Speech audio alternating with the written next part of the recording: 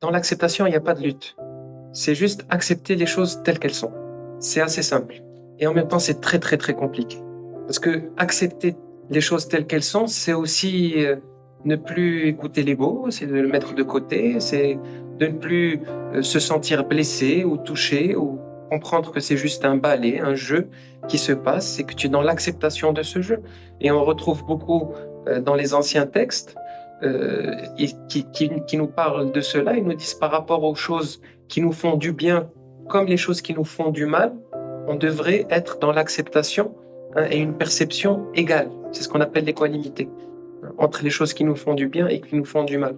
Mais malheureusement, quand les choses nous font du bien, on a plus tendance à les accepter facilement. Et quand elles nous font du mal, dans notre perception du mal, on a beaucoup plus de difficultés à les accepter. Parce que le mental, il est entraîné comme ça. C'est comme ça qu'on a été dressé presque.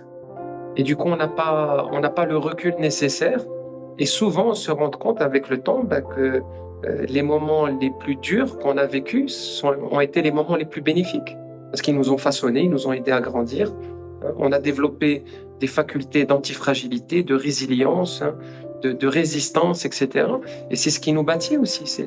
C'est à force de tomber qu'on grandit. On se relève, on tombe, on se relève. Et plus on tombe, plus on apprend à se relever.